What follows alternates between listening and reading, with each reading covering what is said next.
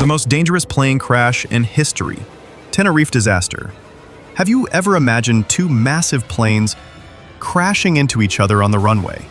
Not midair, not during takeoff, but on the ground, in fog so thick you couldn't see past your nose. Sounds unreal, right? This actually happened, and it became the deadliest aviation accident in history. 583 people gone in seconds. Let's go back to March 27, 1977, Tenerife, Spain. It all began with a terrorist bombing at Gran Canaria Airport, forcing several incoming flights to divert to a smaller airport on Tenerife, Los Rodeos. Among those planes were two Boeing 747s, one from KLM and one from Pan Am. Now imagine this. A small airport, not meant for large aircraft, suddenly packed. Add to that thick fog, near-zero visibility, and radio chatter full of accents and interference. You can see where this is going, right? Both aircraft were on the same runway. The Pan Am plane was taxiing across it. The KLM plane was waiting at the start, ready to take off. Here's where things went fatally wrong. The KLM captain, perhaps rushing due to duty time limits, thought he was cleared for takeoff. The tower had only said, "Okay, stand by for takeoff clearance." But the pilot heard it as, "Okay, you are cleared for takeoff." No confirmation, no double check, and in the fog, they couldn't see the Pan Am 747 still crossing ahead. Seconds later, the KLM jet accelerated full throttle, charging down the runway. The Pan Am crew spotted landing lights emerging from the fog and shouted, "What's he doing?" But it was too late. The KLM plane tried to lift off early. It scraped the top of the Pan Am, tore through the fuselage, and exploded. Both aircraft were engulfed in flames. 583 people died that day. Only 61 survived, all from the Pan Am flight. Next, the American Airlines Flight 11, the first plane on 9/11. What if I told you the deadliest act of terrorism in aviation didn't begin with a bomb? It started with a boarding pass. This is the chilling story of American Airlines Flight 11.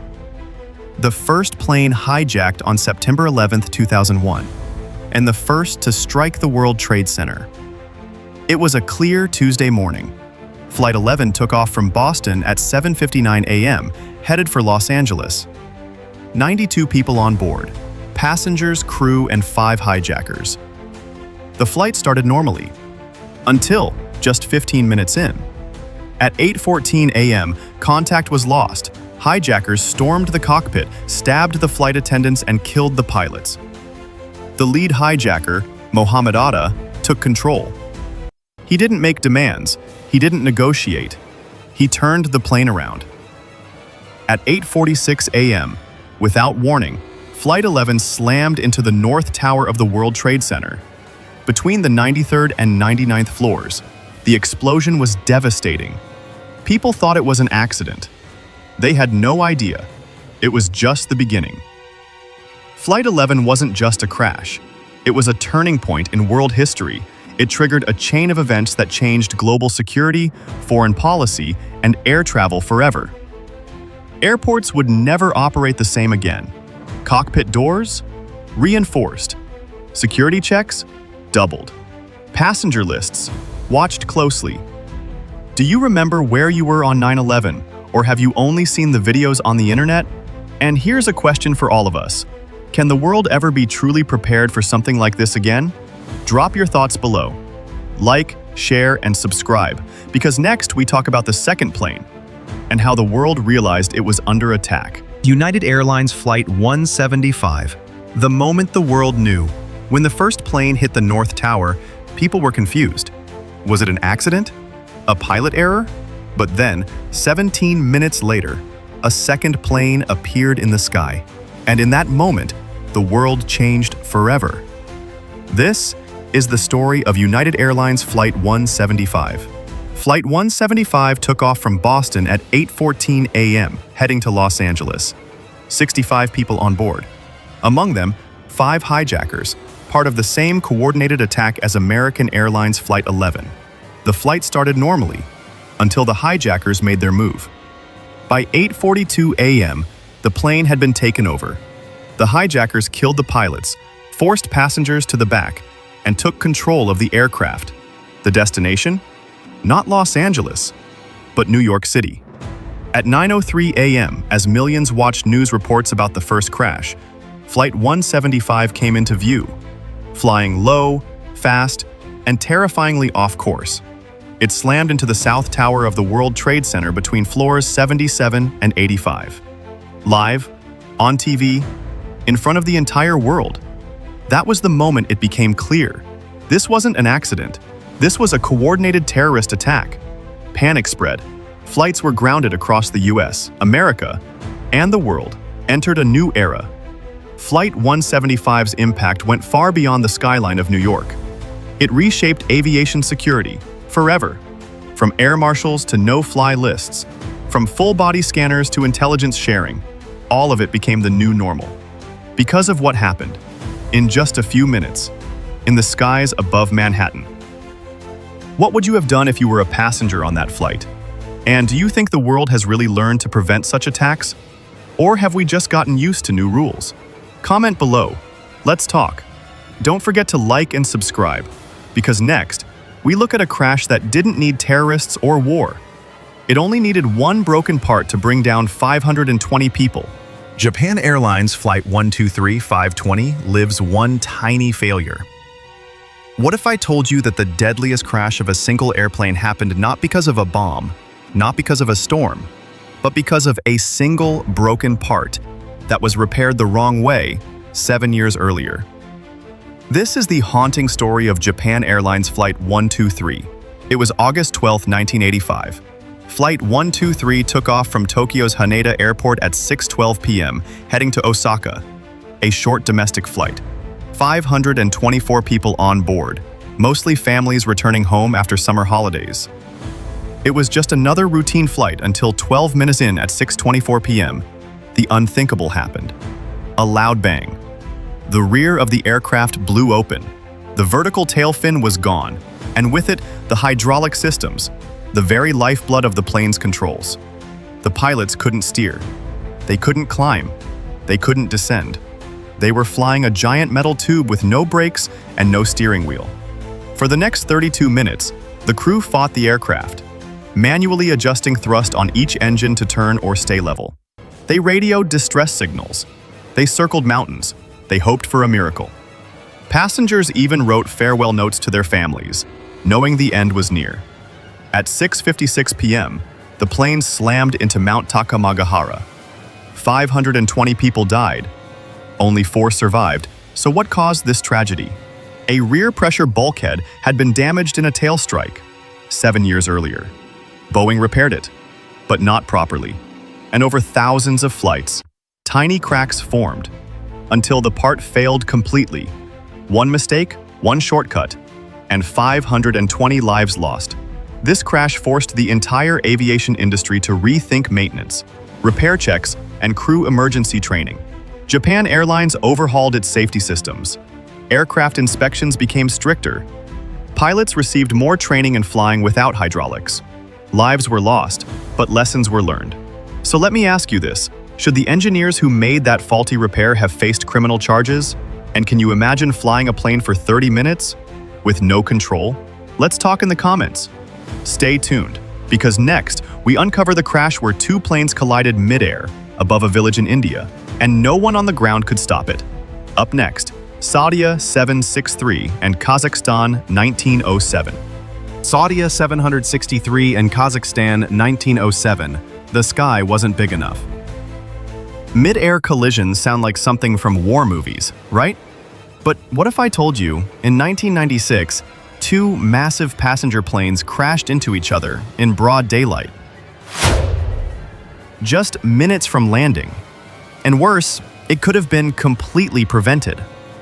This is the story of the Charkhi Dadri mid-air collision, where 349 people were lost because of one tragic misunderstanding. November 12, 1996. A busy day at Indira Gandhi International Airport, Delhi. 2 aircraft were approaching from opposite directions. Saudia Flight 763, a Boeing 747, just took off for Riyadh. Kazakhstan Airlines Flight 1907, an Ilyushin IL-76, was coming in to land.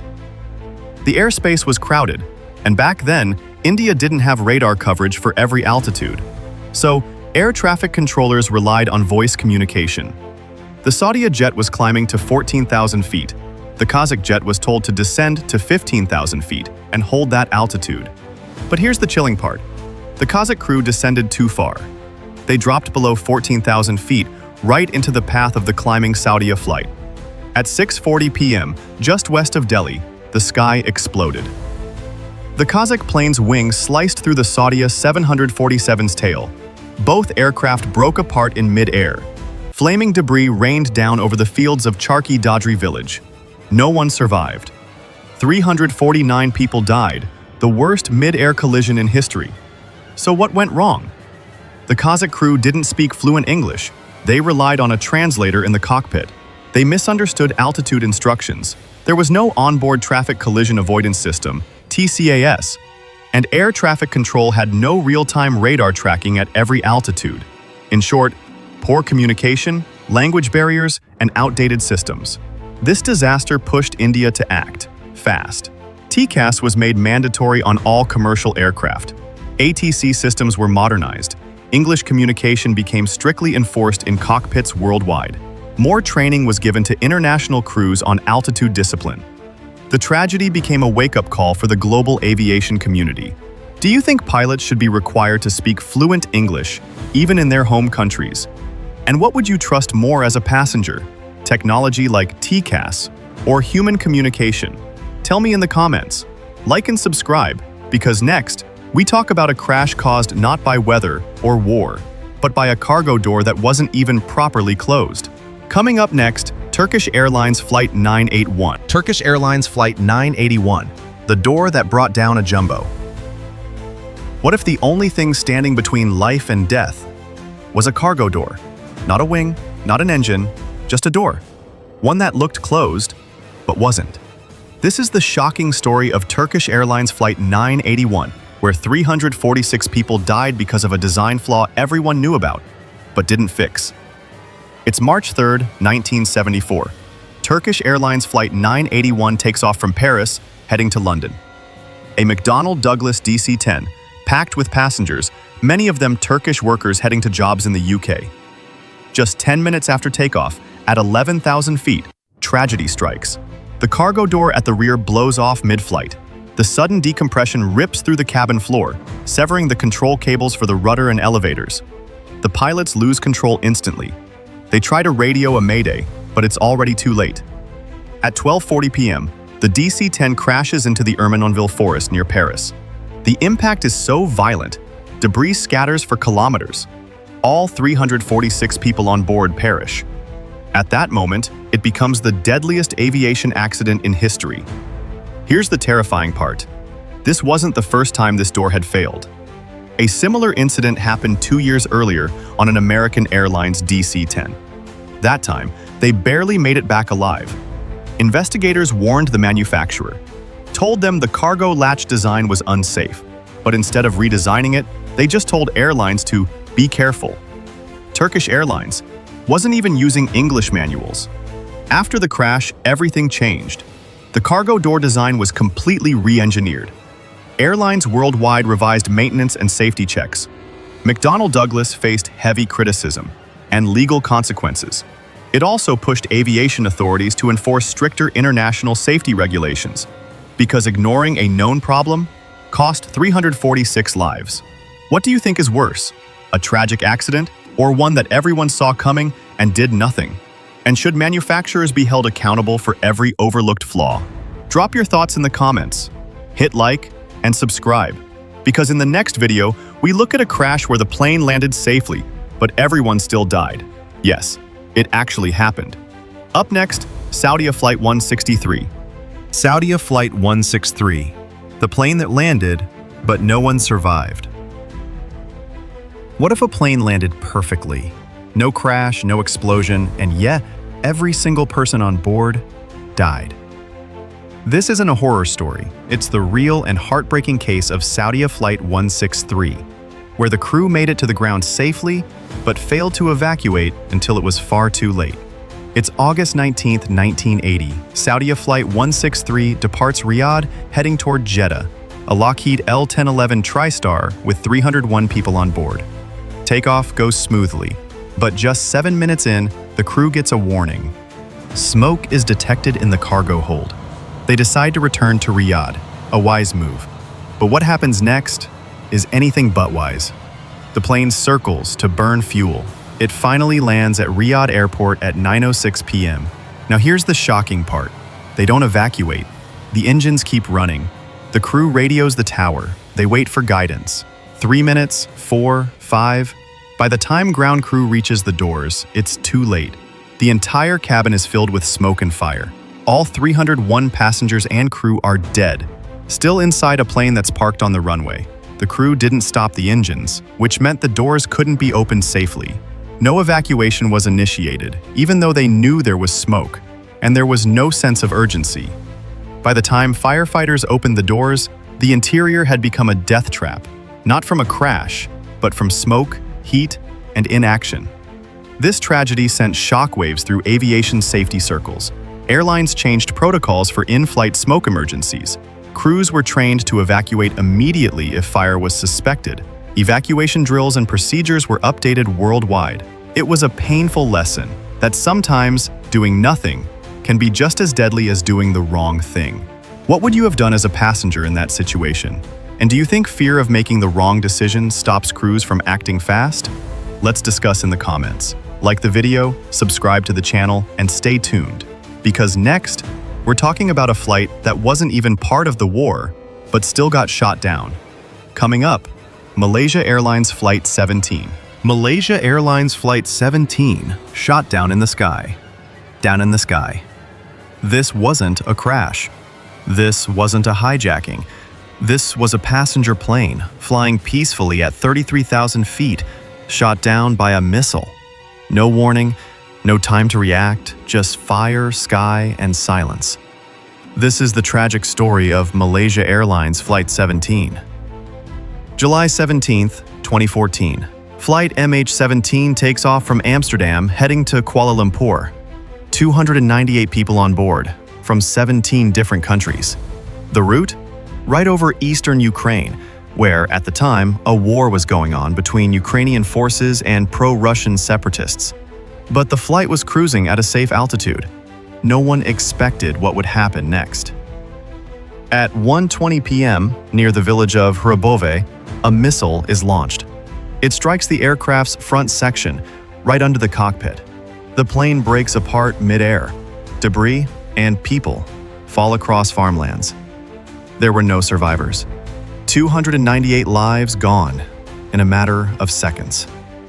Investigators later confirmed it was a Russian-made Buk surface-to-air missile, fired from territory held by separatists. The missile system had been secretly transported from Russia and later quietly returned across the border. Russia denied involvement, but the evidence, radar data, phone intercepts, satellite images, told another story. The world was stunned. This wasn't a military jet. It was a civilian aircraft, following an approved international route. So why was it flying over a war zone? Turns out, many other flights were too. Until MH17, no one imagined a commercial plane would be targeted. Airlines immediately rerouted flights to avoid conflict zones. Governments reviewed rules on flying over active war zones. Malaysia Airlines, already reeling from MH370's disappearance earlier that year, faced global outrage. Justice? Years later, 4 individuals were convicted in absentia, but are unlikely to ever serve prison time. Do you think airlines should ever fly over countries at war? And who should be held accountable? The ones who fired the missile, or those who let planes fly there in the first place? Drop your thoughts in the comments, like the video, subscribe to the channel, and remember, the sky may look calm, but not all danger comes from within the plane.